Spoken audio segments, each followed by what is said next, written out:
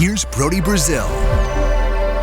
Tony wondering, what is my assessment of the Sharks' team chemistry after the first quarter of this season? Are they solidifying into a pseudo-contender,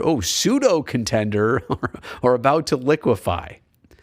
It's a great question, Tony. And here we are, 21 games in, 7, 11, and 3. So 7 wins, 14 losses. They essentially win a game and then lose 2, and then win 1 and lose 2.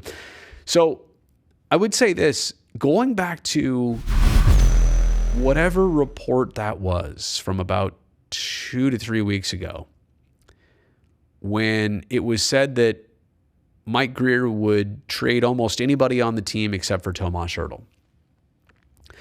I think, in a way, as much as they were bound to turn things around, I'm trying to time out when that was reported and when the team kind of found their way a little bit better.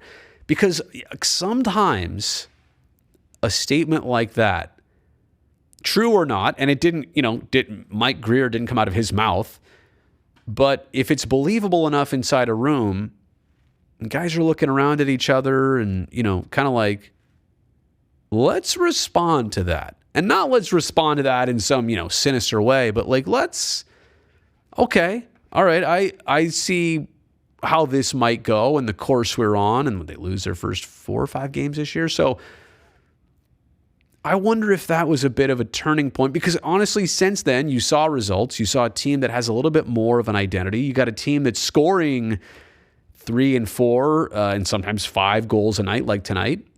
Because before that, 0s, 1s, and 2s, and they were just flat. It did not. They looked like how they were tonight in the first period was how they were for 60s at a time. Second periods were bad. And Reimer was doing his thing. They just could not give him any support. So assessing the chemistry, I would say that if you ask me after 5 games, nothing special and not great. Not bad, but not great. After 21 games, there's something there. There's a productive, and this is me outside looking in of the room.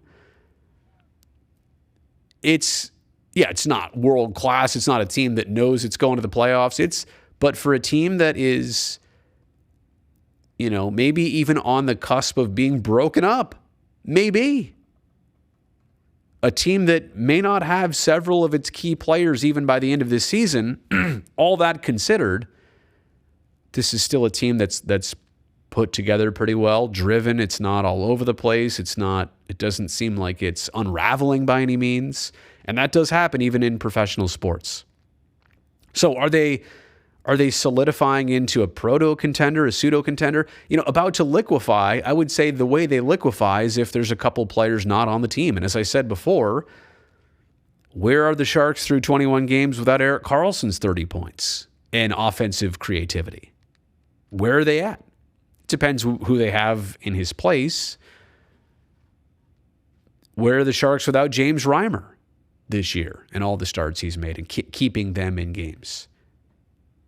So liquefying would be if they didn't have the same players as they've had before. If it were this group, I still think they're on, the outside of, and look, the standings will tell you this too. They're still on the outside looking in of contending. So, and I don't mean to be cruel about this. I think we're all just being real about the situation. Where are they at? What are they trying to do? How can they make value out of this season by identifying the pieces you have, what you want to keep, what might be best to flip, create a little cap space, understand that the Barracuda are doing their thing. We just saw Bordeleau got his first pro hat trick.